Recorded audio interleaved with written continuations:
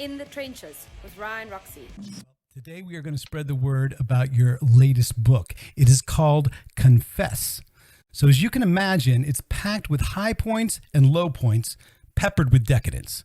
My first question would be, though, Rob, why a tell-all book now? It's not like you had to have a jump start in your career. Your legacy is completely secured. Why a tell-all book right now? Well, I think it's inevitable that people like ourselves that have had this great joy and journey in rock and roll, at some point, there's an opportunity presented to you by publishers or so forth saying, hey, do you want to maybe do a book about this part of your life or that part of your life? And my reaction to that is if it's going to be done, I would much rather it come from the proverbial metal horse's mouth rather than an unauthorized biography, which again is something that you really have very little control over. And I think the great thing about the relationship that we build with our fans, with our music, is just having this truthful, honest streak that we share with each other. So that was one of the main purposes. And then, I'm lucky, man. I'm so grateful for this incredible life that I've been given by metal maniacs around the world, and it's just another extension of who we are as musicians, just to put in other factors of our lives, kind of join the dots as we do with our music. And this is me kind of putting it all out there in not only the written word but the audio book as well, which was something I didn't expect to do, but I did. I had a blast making that. So here you go. This is Confess. This is everything that you want to know about the metal god. Maybe not want to know about some of the episodes, but hey, if you want to hear all the salacious details, from his mouth, because not only did you write them, you spoke them, because you are on the audiobook as well, right? Yeah, I went down to Premier Studios on Indian School Road and had a blast for 3 or 4 days there with the great crew that run that facility. In the middle of this COVID thing, it was very well organized and very safe and secure. But I didn't expect to do the audio book. My publishers said, do you have any ideas of who you might want to read the book for you? And you have a number of names floating around in your head. But I thought, this book is Confess. When you confess, it's from the heart, it's from the soul. And so, I said, hey, let me have a go. If it's no good, we'll find somebody else. But if you would have said OJ Simpson, I said, let me have a go, and we'll see how it works out. And I must say, I enjoyed it. I mean, my job in Priest, not only as a singer, is also the lyricist. So I love words. I love reading. I just love that whole literature experience. It was just a natural step to some extent. I had a producer in New Jersey who was like guiding me on the way, as in when it was needed, which it was on occasion. But yeah, the book is just a real straightforward, honest. I mean, I know it's a sex, drugs, and rock and roll thing. That'll always be in rock and roll. That's the circus. But there it is. Yeah, it's all laid out. Yeah. But let me ask you this. Could you compare this book a little bit? It must feel liberating to get it all out there. Could you compare it a little bit to that 1998 MTV interview as sort of like coming out and just like, this is who I am? Or is it completely different?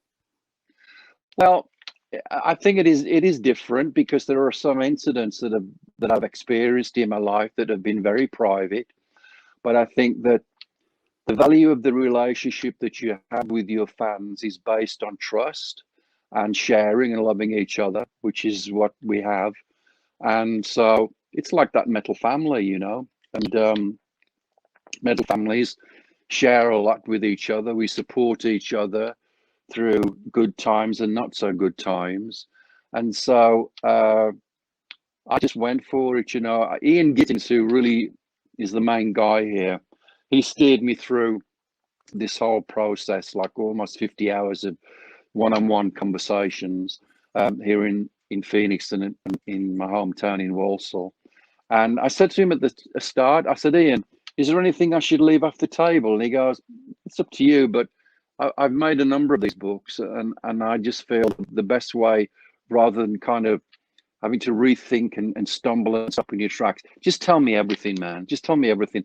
I'll lead you along the way. Then when we've got it all out, we'll see the transcripts, and if there's something you don't want to include, then we'll look at that then. Which was, again, very liberating in the fact that I didn't have to kind of watch where I should not go in my own mind, you know.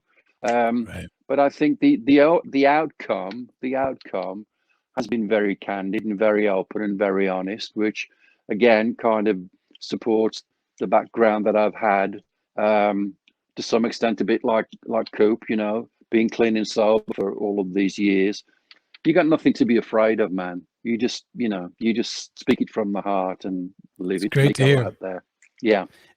I mean, talk about personal stuff. The book does touch on many personal experiences. I mean, from growing up outside of Birmingham, as you know, with you and the whole band, Judas Priest, working your way up to the top. You know, the highs and the lows. But at the same time, you personally, you're dealing with the perception of other people's thoughts about your own sexuality, from which I can gather you were pretty comfortable with at a young age, because you knew who you were at a pretty young age. Am I correct in saying that? Yeah, I think that's, I've now discovered that for a lot of us, right from the very early moments, we understand the attraction to a person, regardless of gender. You have no control over it, and that's love. You know, love should be free. Love should be without restraints. You can't lock love. You know, you can't lock up love. It's impossible. It's going to find its own way. It's like water, you know, going to the ocean. It eventually all goes back into the ocean. And so that's how it is with love, you know. And having said that, some of us, it takes a little bit later. You know, there's beautiful stories of people transitioning. For example, hey, it's your life. God gives you this gift of life, and it's your life to live thoroughly on your own terms, you know, not on what people assume you should be this way, and you don't do this and don't do that. You know, once you get into that league, you're kind of giving so much of yourself away, and you're literally turning part of your own life over to another person's point of view.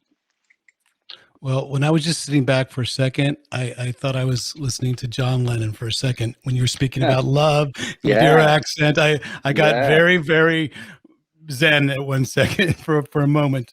But, you know, the relationship you talked about a little bit earlier with your fans and what we were talking about in the earlier years. I mean, did you ever feel that fans would abandon the band when you know, if you came out in those early years, or wasn't that a, you know, non-issue because, or were you actually observing perhaps Freddie Mercury and Elton John's sort of, you know, the scrutiny that they had to deal with, and how was it for you? And do you think you ever prioritize the band's success, you know, more than your own sexuality in those earlier years?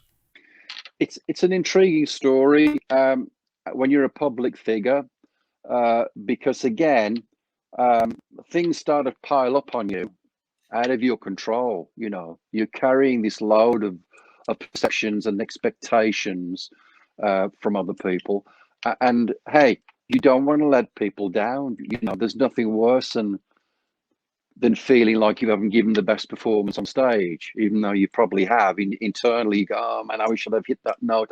That note was wrong, or that note was flat, or I messed up on that line. You know, that's natural. That shows how purely you are connected to your work. So my dilemma, my self-imposed dilemma, was that, hey, you know, if I was to come out publicly as a gay man at this point in the career of Priest, for example, it could result in irreparable damage. And I think I led myself to believe that possibility just because I was born and raised in a time when not only in my own country, but around the world, gay people were vilified. You know, we were called abnormal, we were called freaks.